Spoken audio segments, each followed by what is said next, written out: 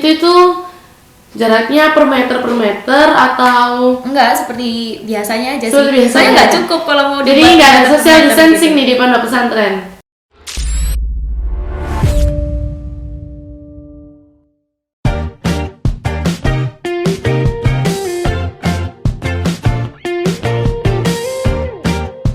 Kembali lagi di SMDF Podcast. Kali ini kita akan membahas tentang pendidikan pesantren di era new normal. Pandemi memang mengubah segalanya, mulai dari cara kita bekerja, cara kita beraktivitas, cara kita berinteraksi, dan yang paling penting cara kita belajar. Di sini saya sudah bersama Kak Angel dan Kak Sandrina. Gimana kabarnya Kak? Alhamdulillah baik. Wah, sudah lama sekali nih nggak ketemu. Kira-kira udah berapa lama nih kita nggak ketemu? Lama banget. Gak tahu sih ya. Sampai lupa. Iya. Nih Kak Sandrina, dengar-dengar di Pondok Pesantren Modern Al-Rifai 2 itu pembelajaran dan aktivitas itu sudah dilakukan kembali seperti semula, normal. Udah normal sih, udah pembelajaran tatap muka. Sudah pembelajaran tatap muka bahkan. Sudah. Wah, berani sekali nih pondok tertangguh Semalang Raya Iya. mungkin. Kaget sih kalau ada yang udah dibuka pesantren. Kaget sih ya. Kaget kenapa nih? Ya kan kita masih belum mengambil keputusan gitu kan tentang pondok pesantren itu. Sebelumnya kira-kira apa sih yang mendasari Kak Sandrina dan kawan-kawan untuk yakin buat mengembalikan seluruh santri? Pertama sih wilayah Pondok Modern Al-Rifai berada di zona hijau.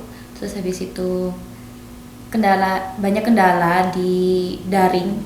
Daring itu kayak nggak berjalan dengan efektif. Jadi kita mau nggak mau ya harus mengembalikan santri belajar tatap muka. Nggak efektifnya tuh seperti apa? Seperti kayak kalau di pondok kan ada ngaji nih ya. Ya itu sudah level santri lah. Ya, ada ngaji Quran, ada ngaji kitab.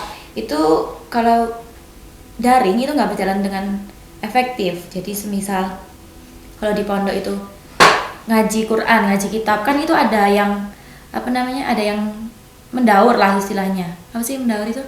Ada yang kayak Patroli gitu. ya, yang patroli itu ada yang patroli kayak santrinya semua itu harus berangkat kecuali yang sakit dan ada kepentingan. Istilahnya nggak ada absen gitu. Maksudnya nggak boleh ada yang Nggak absen. boleh ada yang absen.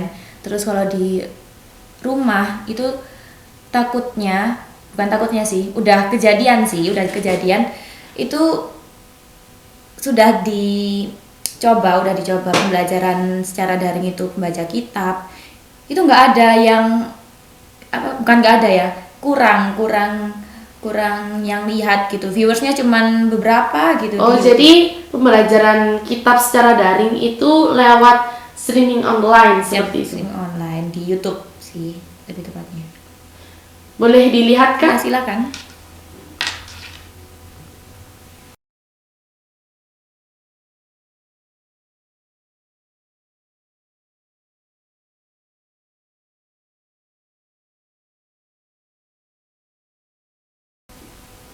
Nih kita lihat bareng-bareng nih. Di video. Perbandingan viewers.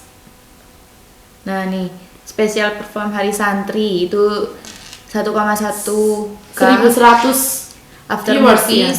1700, terus ucapan dan harapan 700, terus ke bawah-bawah.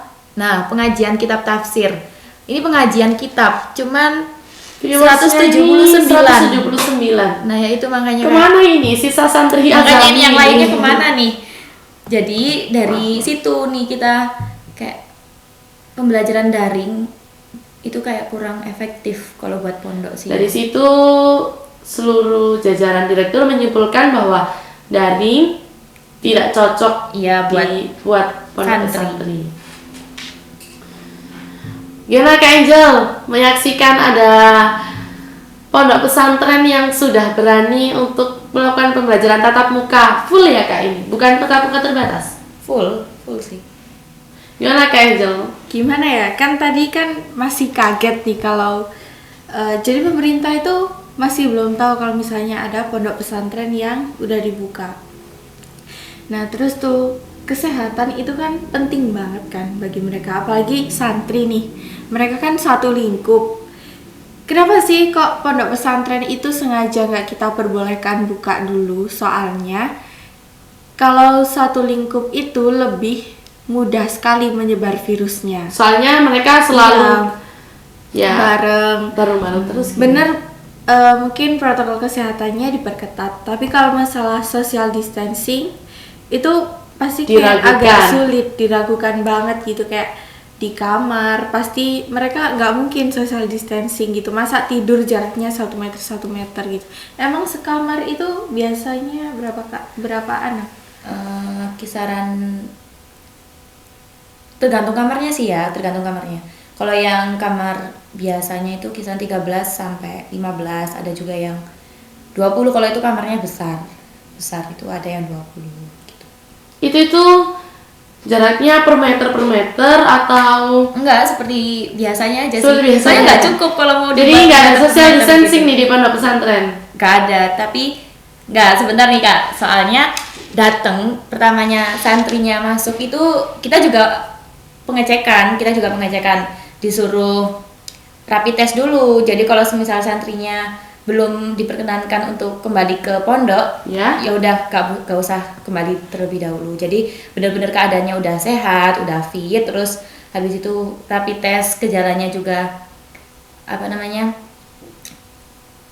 nggak ada gejala-gejala COVID, jadi boleh masuk pesantren. Jadi kalau yang udah sehat total baru itu boleh. baru boleh masuk. Iya.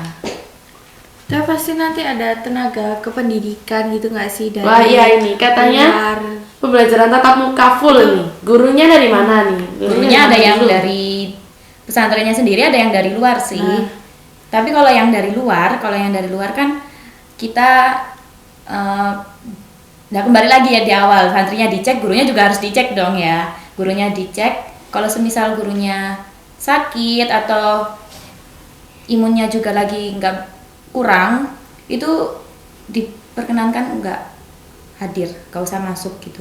Jadi nggak apa-apa kalau dulu kan misalnya flu gitu bukan harus ya. Kalau flu itu lebih baik masuk aja, nggak apa-apa kan kalau flu dulu. Kalau Kan sekarang, cuma sakit flu Iya. gitu ya. Tapi flu kan sekarang kayak iya, Gejalanya gejalanya COVID-19 kalau gitu. sekarang walaupun flu, jadi guru nggak usah masuk, nggak apa-apa.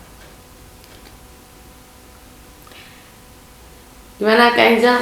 Masih kekeh nih sama gimana ya? aturannya pemerintah? Kita buat aturan itu kan bukan keinginan kita sih. Siapa sih yang pingin Ada pandemi. Siapa yang pingin ada belajar daring jauh-jauhan, nggak ketemu temennya, kan nggak ada yang pingin ya. Itu Iya. kayak ya sebuah solusi aja untuk menghindari kasus COVID ini biar nggak semakin naik gitu kan. Kayak gitu sih. Soalnya kemarin itu di beberapa pondok pesantren itu banyak nggak ada kasus yang sempat naik. Jadi kasusnya seakan-akan pondok pesantren ialah klaster penyebaran virus COVID-19 terbesar. Bisa jadi. Boleh dicek nih Kak beritanya? Silakan Kak. Pondok pesantren sebagai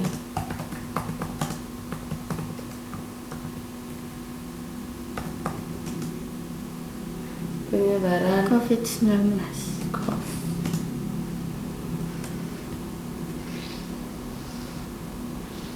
Nah ini 30 santri, terus yang di daerah mana ya? Kemarin itu sempat sampai ada datanya itu sampai sekitar 200 santri gitu sih kalau ini yang kita 127 santri positif. Iya. Pokoknya semakin naik gitu loh kalau misalnya kita buka pesantrennya kan, soalnya menyebarnya lebih cepat kalau di pesantren. Soalnya baru-baru terus nih ya. Iya. Wah, sepertinya ini tuh nggak bakalan habis nih kalau dibahas di satu segmen ini. Kayaknya cukup ya kita bahasnya. Sekian, terima kasih.